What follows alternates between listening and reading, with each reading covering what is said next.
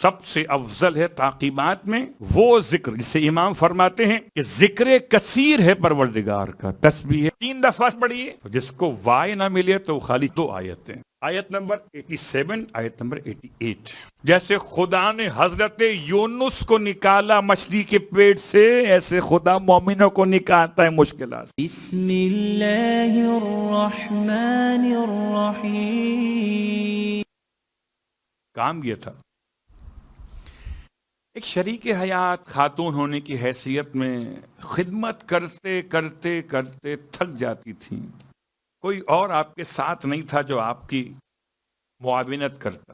تو ایک دن ایک صاحب حکیم بن کر آگئے، بہت غور کیجئے گا، حکیم بن کر آگئے.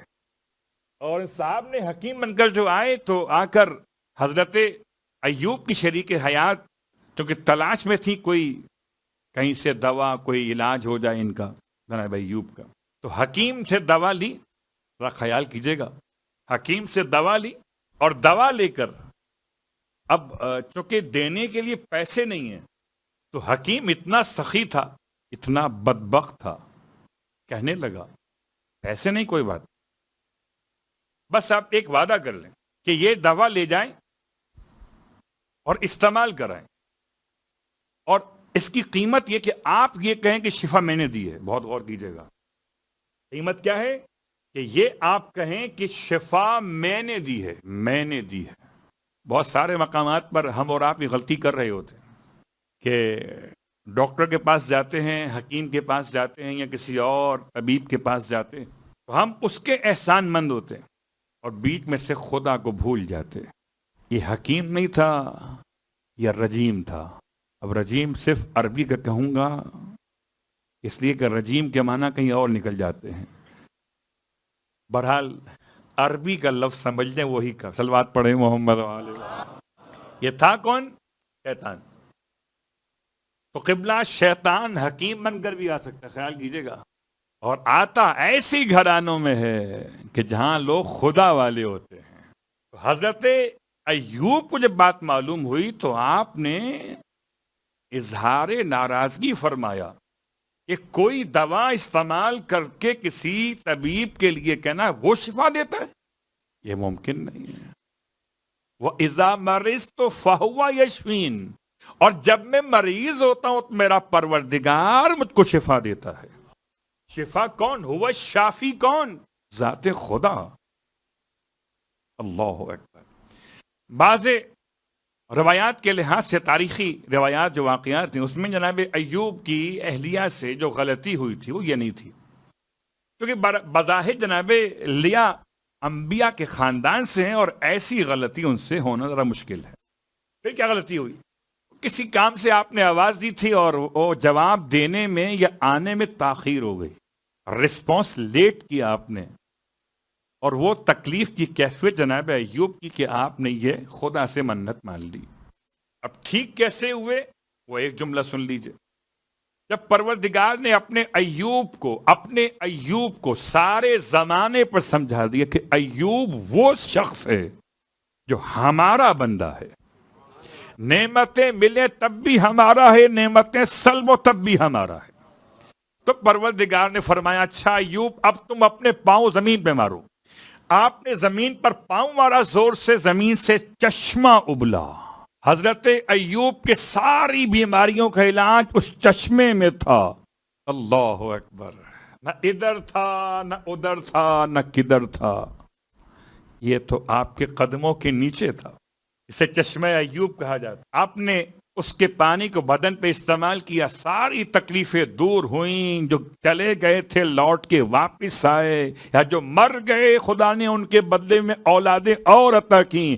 مکان بھی بنا، مال بھی پلٹ کے آیا، اولاد بھی آئی. مگر اب مشکل یہ آئی کہ بیگم کو مارے کہ نہیں مارے. منت تو مان لی ہے نا، آپ مت مان. صلوات پڑھے محمد علیہ. حضرت ایوب نے منت مانی تھی، نظر کی تھی. اب چاہتے تھے معاف کر دے، نہیں مارے مت ماریے، لیکن اگر نہیں مارتے تو خدا سے جو عہد کیا تو کیا بنے گا. پروردگار نے راستہ بڑا حسین دیا.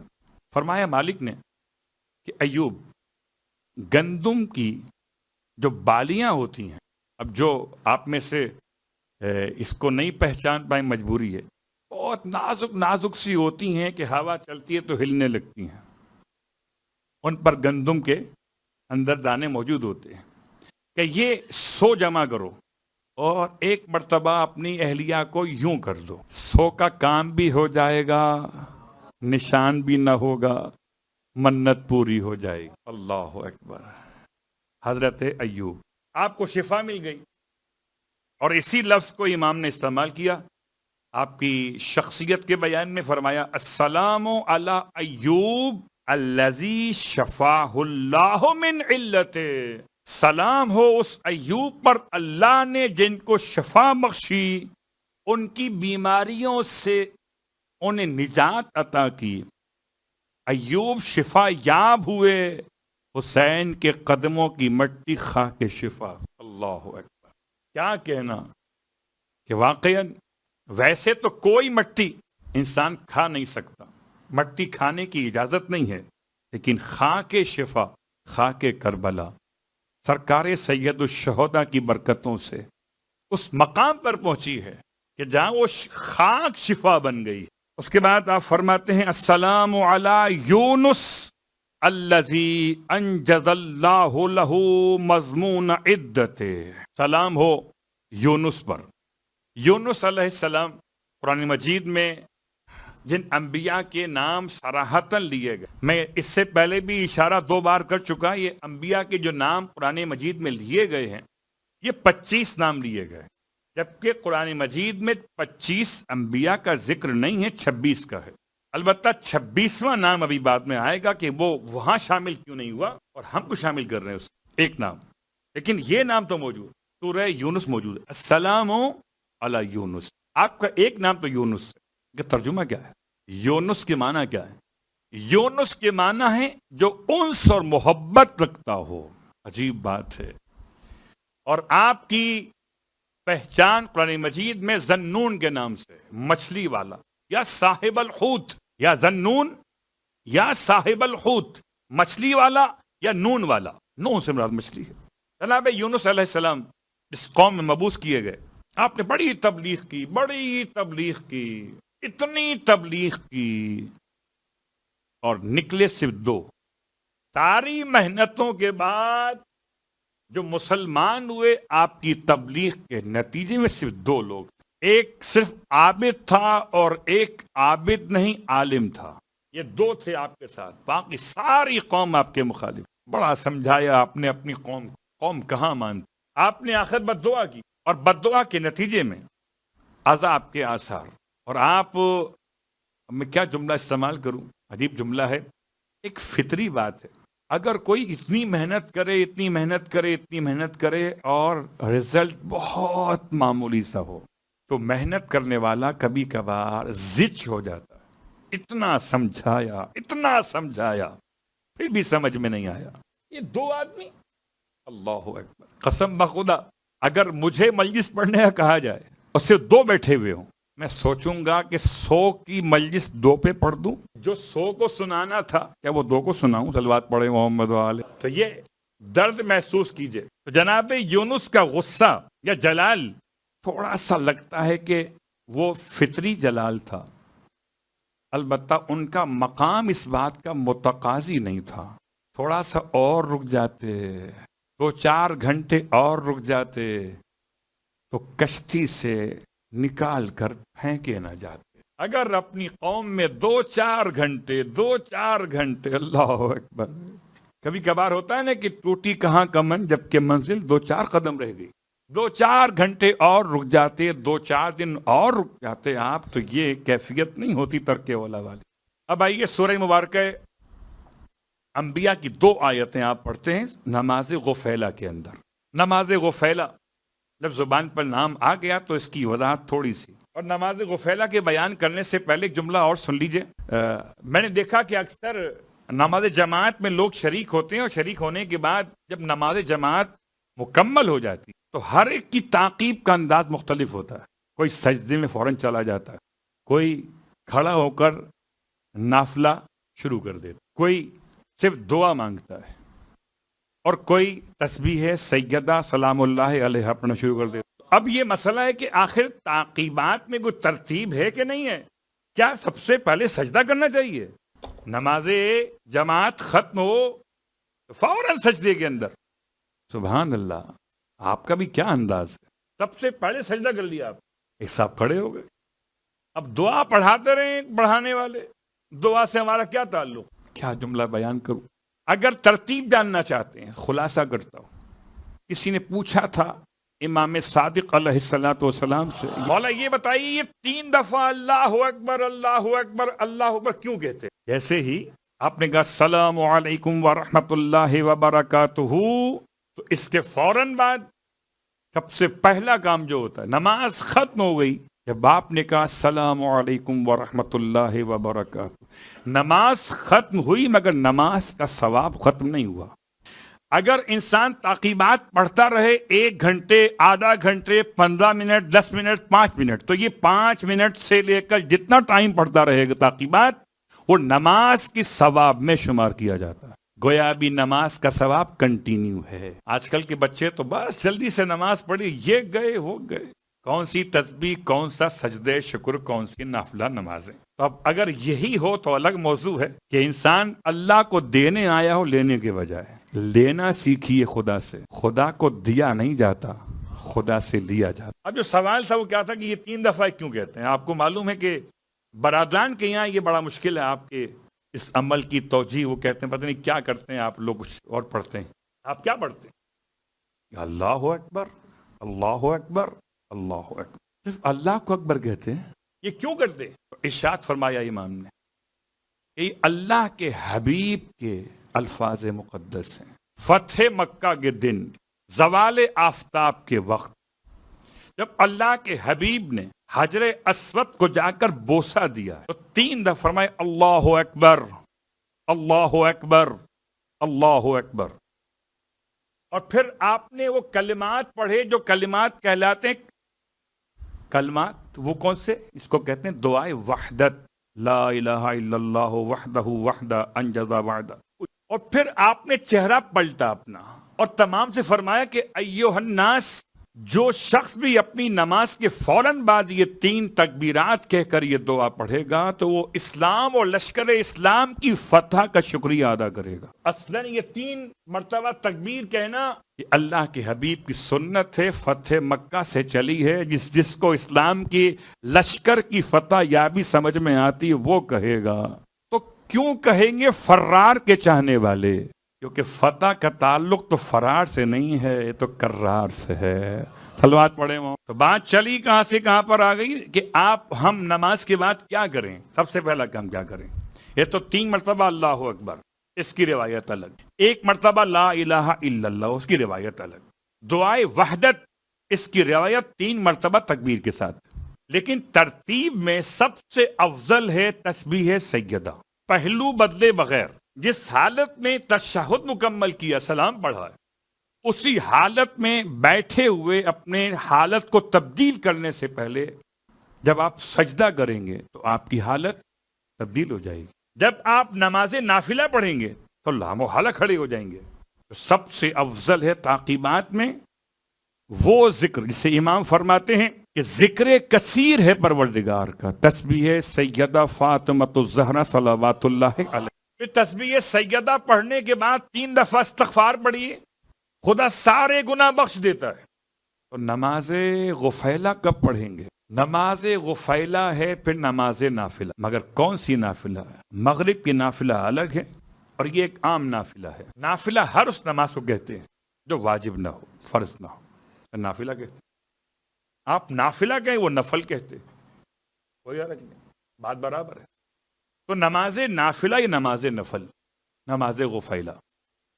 اللہ کے حبیب نے ارشاد فرمایا کہ غفلت کے وقت میں کم از کم 2 رکعت نماز پڑھ لیا کرو. غفلت کا وقت کیا تھا؟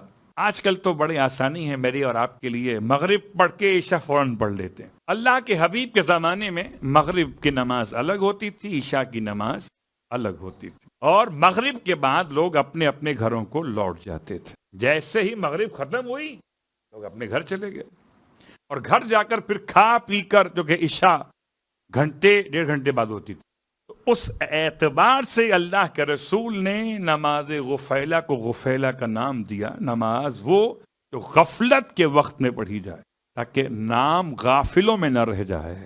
اللہ اکبر، 2 رکعت نماز۔ پھر آپ فرماتے ہیں خفیفتین، یعنی بہت لمبی چوڑی نہیں، بھوک لگی ہے، لوگ انتظار میں ہوتے ہیں نا کھانا کب پکے، خیر آپ کھانا بہت لیٹ کھاتے، 2 رکعت نماز ہلکی سی پڑھ لو۔ کیا ہلکی مطلب؟ کہ صرف الحمد پہ اکتفا کر لو۔ یہ میں ان کے لیے پڑھ رہا ہوں کہ جن کو اگر یہ آیتیں یاد نہیں ہوتی نا تو پریشان نہ ہوں۔ سرکار ختم یہ مرتبہ صلی اللہ علیہ وآلہ نے فرمایا 2 رکعت نماز نیت کریں، نماز غفیلہ پڑھتا ہوں قربتاً الی اللہ، اللہ اکبر، الحمد، رکوع، 2 سجدے، پھر کھڑے ہوئے، الحمد، قنوت، رکوع، 2 سجدے، تشہد، سلام، ختم۔ کتنا وقت لگے گا؟ یہ ہے نماز غفیلہ۔ اب روایت امام جعفر صادق علیہ السلام، کبھی کبھی ہوتا ہے نا جناب آپ کے لیے گھر میں شام کو صرف چائے رکھ دی، آپ کہیں گے بیگم سے کیا آج کچھ ہے نہیں کھانے پینے کا، بسکٹ لے آؤ، سموسے تل لو، رکھیں فریج کے اندر، ہوتا ہے نا۔ تو شام کی چائے کے ساتھ کچھ وائے ہو جائے، تو اب اگر 2 رکعت نماز ہی پڑھنا ہے تو اس میں کچھ وائے بھی ہو جائے، تو جس کو وائے نہ ملے تو خالی کچھ نہ ہونے سے ہونا بہتر ہے، 2 رکعت نماز تو پڑھ لے۔ لیکن اگر 2 رکعت نماز پڑھنے کے بعد کچھ اس میں چاہتا ہو کہ تھوڑا سا ٹیسٹ ڈیولپ ہو جائے اور بھی، تو سورہ انبیاء کی 2 آیتیں، آیت نمبر 87، آیت نمبر 88، اور یہ دونوں آیات جناب یونس کے بارے میں ہیں، ورنہ میں یہاں تک آتا ہی نہیں۔ وَظَنُّونَ إِذْ ذَهَبَ مُغَاضِبًا فَظَنَّ أَن لَّن نَّقْدِرَ عَلَيْهِ فَنَادَىٰ فِي الظُّلُمَاتِ أَن لَّا إِلَٰهَ إِلَّا أَنتَ سُبْحَانَكَ إِنِّي كُنتُ فَاسْتَجَبْنَا لَهُ وَنَجَّيْنَاهُ مِنَ الْغَمِّ وَكَذَٰلِكَ نُنجِي الْمُؤْمِنِينَ۔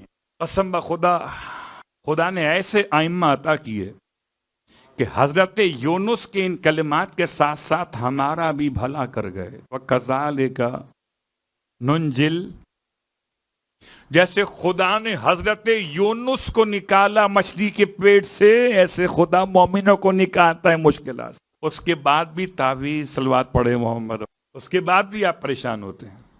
عجیب بات، اس نماز کے الفاظ ہیں وَكَذَٰلِكَ نُنجِل المؤمنین۔ اللہ اکبر۔ اب تصور کیجئے کہ حضرت یونس کہاں پہ رہے تھے؟ فلیٹ کے اندر؟ کہاں تھے؟ صحرا میں؟ نہیں۔ کہاں تھے؟ بند کمرے میں؟ نہیں۔ کہاں؟ تندور؟ نہیں۔ کہاں تھے؟ مچھلی کے پیٹ کے اندر تھے، اور مچھلی کے پیٹ میں کیا آرام کر رہے تھے؟ صرف مچھلی کو ایک حکم تھا کہ ہڈیاں نہیں توڑے گی، ہڈیاں نہیں توڑی، مگر جسم ایسا ہو گیا جیسے بچے کا ہوتا ہے۔ میں نے پورا واقعہ چھوڑ دیا، صرف خاص پیغام پر آ گیا۔ ایسا جسم ہو گیا جیسے کسی نیو بورن بیبی کا ہوتا ہے۔ اب آپ کے بدن پر مکھی بیٹھ جائے تو آپ چیخ اٹھتے تھے۔ کتنا رہے مچھلی کے پیٹ میں؟ بہت غور کیجئے گا، جو ہماری آپ کی مشکلات ہیں، پریشانیاں ہیں، کیا وہ ایسی ہیں؟ کتنا رہے؟ 1 گھنٹہ۔ یہ روایت ہے، کم از کم 1 گھنٹہ، اور میکسیمم 40 دن۔ جب میں نے گھنٹہ کہا لوگوں کے چہرے سمجھ میں آئے، یہ کیا مشکل ہے، 1 گھنٹہ صلوات پڑھے محمد والے۔ ایک روایت 40 دن کی بھی ہے، تو مشہور کے مقابل غیر مشہور روایت بھی یاد رکھیے گا، 1 گھنٹہ بھی ہے۔ اب کیوں رہے؟ ظنون اذ ذہب مغاضبا، جب وہ چلے غضب کی حالت میں۔ یاد رکھیے، غضب کی حالت میں چلنا ترک اولا ہے۔